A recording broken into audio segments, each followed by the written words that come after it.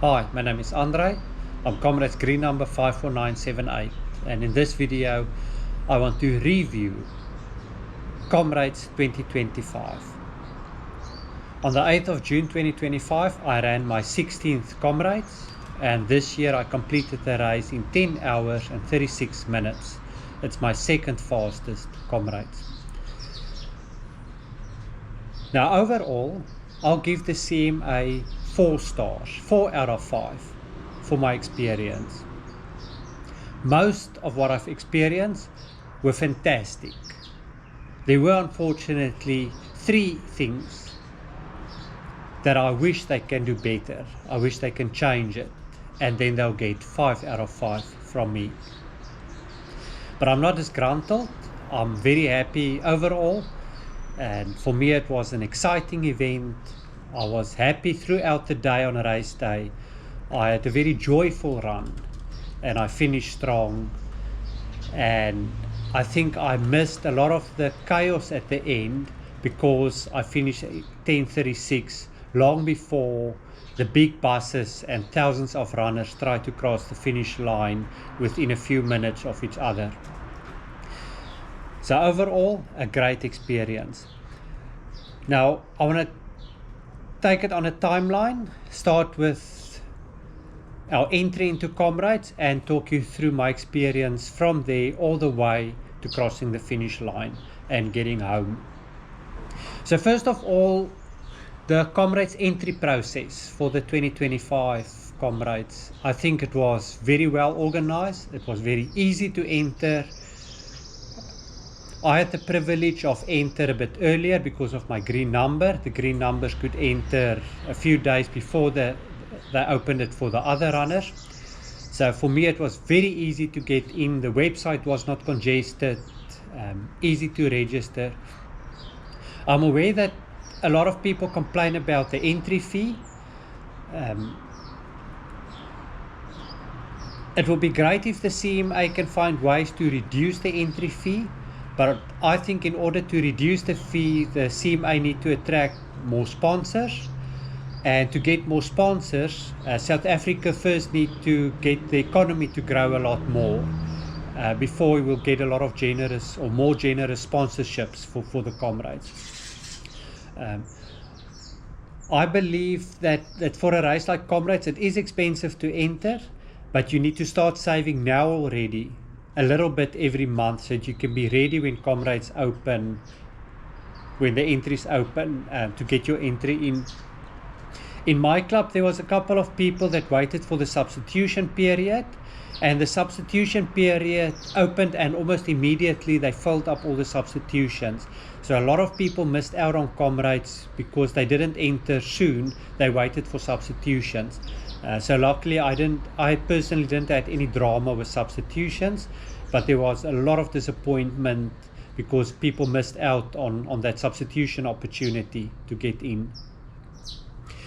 Then the communications from CMA about all the events and the build up to Comrades, I think most of it was very good. It was almost fresh communications. They wanted to inform, they wanted to keep the runners happy. They did slip up once or twice. For example, when the CMA announced the new 2-wave start system, they didn't give us enough information immediately, but the following day they came up with, or they quickly learned, and very soon, I think it was the following day, they sent a new communication with a detailed explanation, and things then started to make sense for the runners.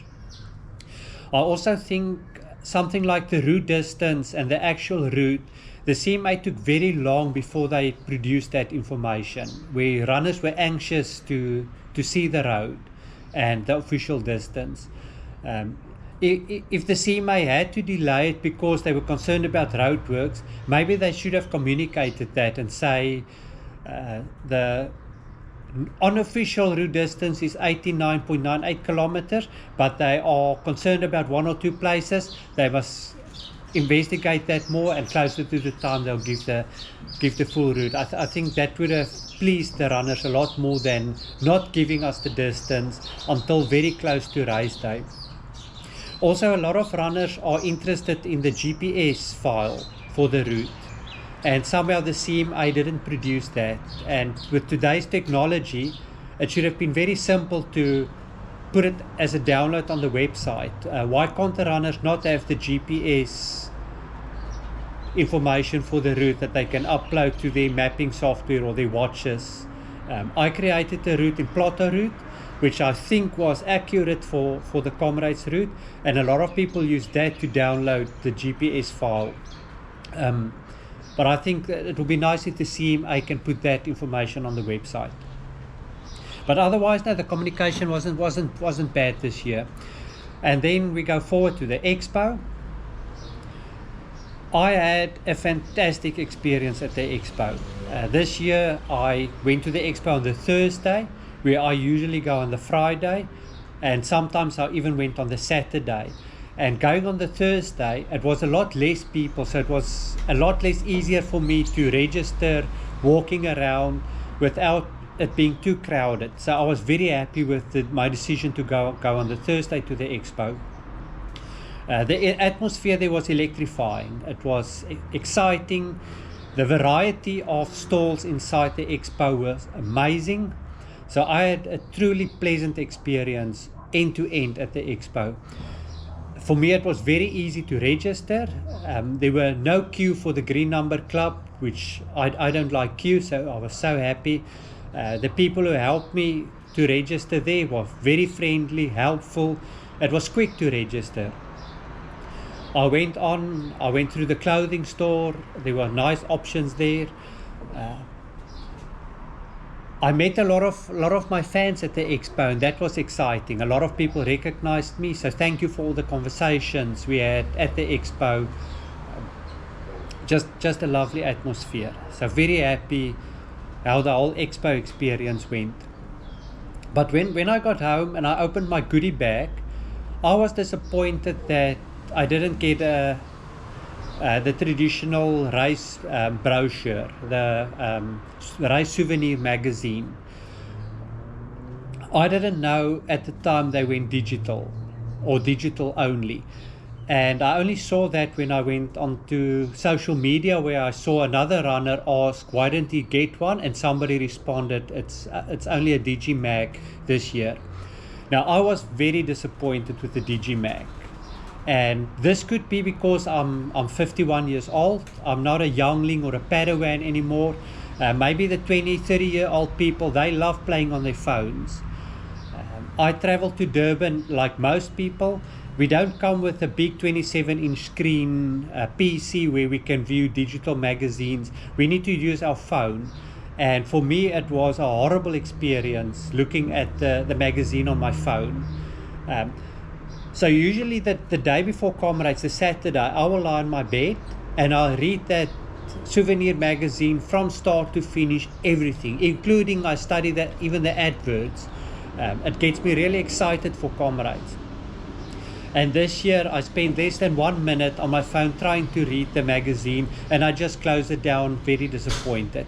So that's my first big frustration with 2025 Comrades, and I really hope that next year the CMA will give us the option. I'll pay more to have a printed copy of the magazine. So no, I wasn't happy with the digital one, but it could be because of my age that I don't enjoy using my mobile phone for everything. Another thing with the souvenir magazine is I've got family members who run Comrades with me, and we always decide on a specific meet-up point after the race. Although we run with our cell phones, if somehow a battery ran out or we can't find each other, we have a plan Z. So we'll take that magazine, we look at the finish layout map, and we plot a specific point there we're going to meet in case of emergency. But now with the digital magazine, we didn't even go onto the map on our phone to try to find a spot. So for me, that was a big miss. Please bring the printed copy of that souvenir magazine back and not just a digital version. Then I want to talk about the buses to the start. I thought it was a huge improvement from the previous down run. if I had it correctly, 2 years ago when I used the bus, there was only one pickup point for the buses. It was only at the Hilton Hotel 2 years ago, and this year there were 2 pickup points, both at the Hilton and at the Elangeni Hotel in Durban. So the queues were a lot less smaller, but loading the buses, I thought they were very efficient. They knew exactly what to do, the bus operator. So there was quite a queue, but it moved so quickly. It was just a hop and a skip, and we were on the bus and on our way to Durban. Just one thing regarding the communication about the buses, there were 2 little issues. The CMA in their communication said the buses will leave at 1 o'clock until 3 o'clock in the morning, and they said when you buy your ticket you need to specify your pickup location. So at the Expo, when I bought my bus ticket, you just buy a ticket. You didn't have to specify where to get the bus, and the bus stand at the Expo said the buses will depart from midnight to 3 o'clock. So there was a bit of a mix-up with the communication there, and a lot of runners get very nervous, especially if it's the first time they're going to use the bus, when the communications don't match up. So there was a little bit of confusion there, but I was on time. I was very happy with the bus, even though the bus I took got lost on its way to Pietermaritzburg. It took a wrong turn off, it went through a dodgy area, and I had to do a couple of U-turns to get back on track. But because we left early, we had plenty of time to spend on the bus. I wasn't concerned. It dropped us off very close to the start, and I could get into my seating pen easily. So at the start, the bid-up stock-back service, again, like usual, fantastic. It was very easy to hand in my talk bag. Because I was early, there were no queue. There were plenty of portaloos, no long queues when I arrived, so I could go use the portaloo and I could get into my seating pen. At the seating pens, I thought this year it was so much better controlled. I didn't see anybody climbing over a fence. I didn't see any pushing and shoving, so my experience entering and inside the seating pen were fantastic. Thank you for those changes. Something I missed at the start, and last year it made it really special, the start. There were no laser lights. I didn't see these LED lights lighting up the buildings next to the starting people. And last year it was really fun at the start. This year it was just okay. So I think they must bring that back. It just make the atmosphere so much more super when you do that. Also last year they had a big television screen where last year I started in D seeding, so it's roughly about in the middle of the field, and it was nice seeing the big television screen, especially when they introduced the elite runners. We could see it on the screen, and when the starter gun go off, we could see how the people are running over the start line. And I missed that this year. But then probably my biggest issue with Comrades 2025 is I started in Group 1, and when the starter gun went off, we didn't hear it. This year I started in H batch Group 1, so it's fairly near the back of the pack, and there were a lot of confusion around me. We heard the cockerel crow, and we knew that the gun must now be imminent, so we were ready to start our stopwatches, but we didn't hear the gun. I saw some smoke coming out, which I thought was probably the gun, and then I started my stopwatch. And it was only a couple of seconds later where we heard over the public address system the announcer saying, and they are off, go, go, go. And then more people starting their stopwatches. Now, if you're a person who are a borderline for your medal, it is so important every second, and you don't want to start your stopwatch 30 seconds late. That can mean the difference between a medal or no medal, or a medal or a different color medal. So I wasn't happy that I couldn't hear that starter gun. And of course, if they had that big screen television, we would have seen the people taking off, and I could have started my stopwatch a lot earlier. So please, CMA, if you are listening, please bring that big screen back. Use a projector onto a building or put up a big screen similar to 2024 start. It really helps the runners to see what's happening in front, and we can see when people start running if we don't hear the gun going off. Then through the race itself, I was very happy. I was happy with all the water tables, the nutrition, the hydration options, everything I needed. I didn't get hungry on the road. I never felt like I'm lacking energy. So that worked out very nice. The crowd support, as usual, that makes Comrades a great experience. The road was definitely less congested. When I start in the traditional D batch, it was as I cross the start line, I'm already surrounded by H-seeders. So people all the way from the back start pushing through, and the road is congested almost all the way till Ashburton. And this year, or even before I crossed the start line, I could already jog at the pace I wanted, and I could continue that through the race. Nowhere on the race I felt there's too many people around me. So I'm very happy with this two-way start system to give a runner the ability to run at the pace you want a lot sooner in the race. So yeah, I think that worked out very, very nice. There were a lot more timing points, so people who track the runners could get updated more frequently. Thank you for that. I think if it's possible, they can even double the amount of timing points. I think that works very nicely. The only thing I ask, if the CMA after the race can please publish the exact points of each timing point, how many kilometers in it was. I need that information so that I can analyze my run, because we get that the timing names plus our times we were at each point, and I want to analyze my speed and plot how I could have run better, where did I go too fast, where did I spend too much time walking, by analyzing that data. So please give us the kilometer points where all those timing mats were. That will really help. So throughout the day, the run was very good. There were a few small incidents where I saw political parties advertising next to the road. I didn't appreciate that. There was one political company or political party that came past on a bakkie with the loudspeaker system with propaganda. No, we don't need that at Comrades. Please don't do that. There were some anti-Israel banners that I saw. No, please don't do that on Comrades Day. I wish the CMA had somebody or more people on the route checking out for these to remove it from the road.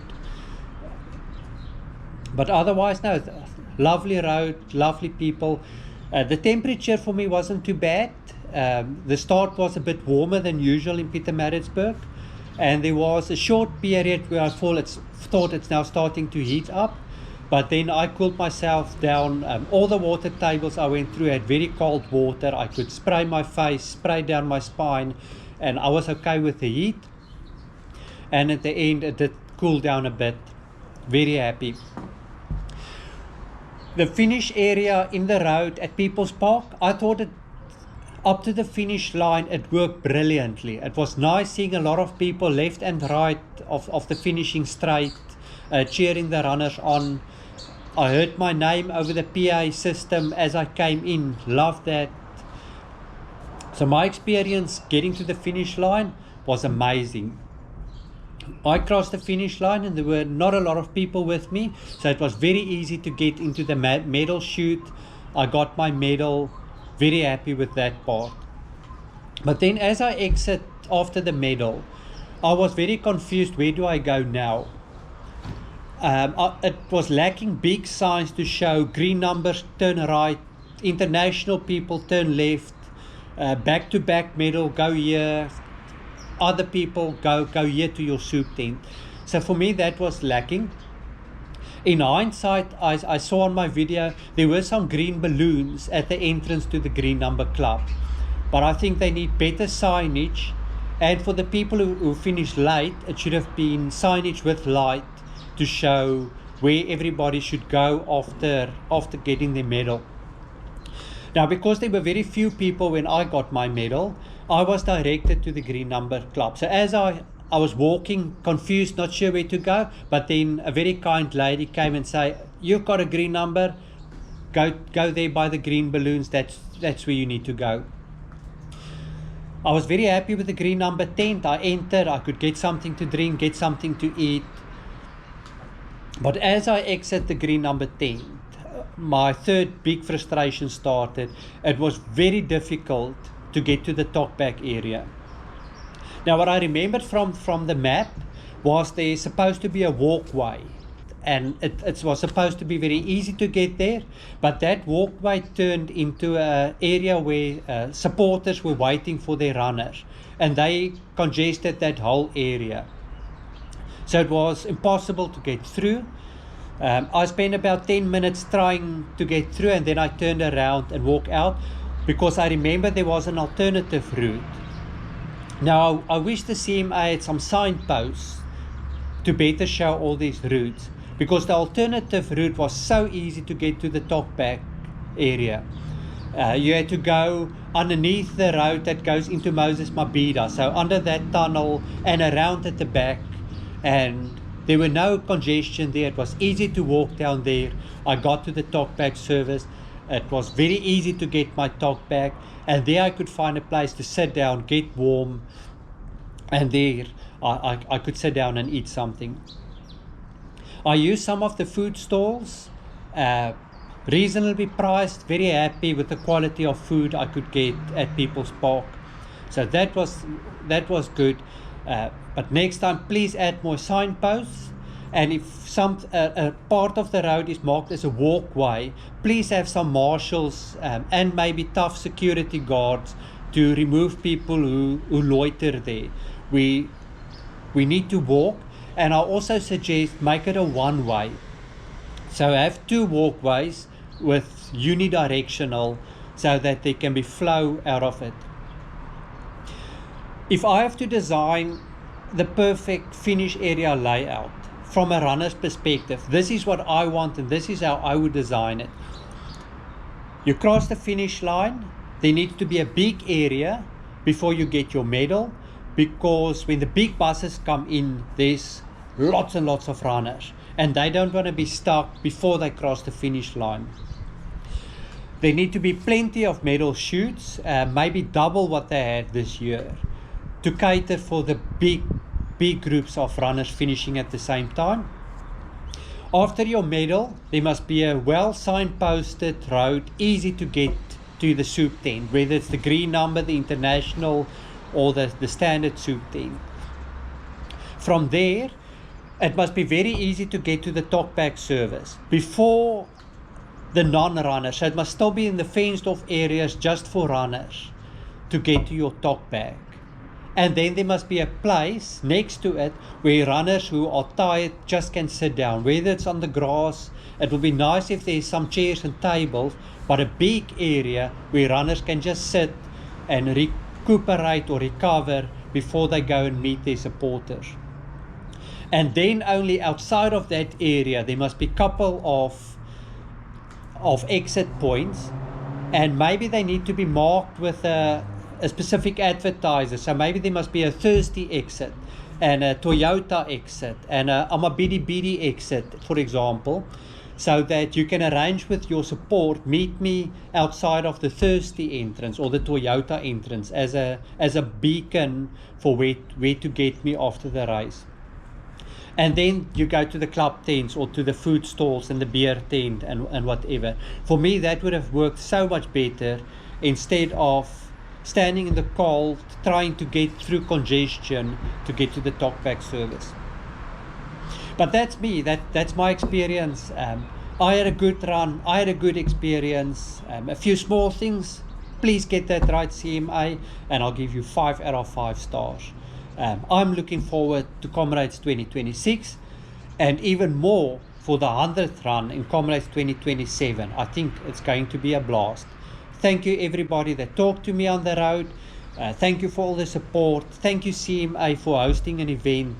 A lot of things went very smooth, and I think as runners we don't appreciate everything that went smooth, and behind every smooth experience there was a lot of thinking and decision making and effort to make it work.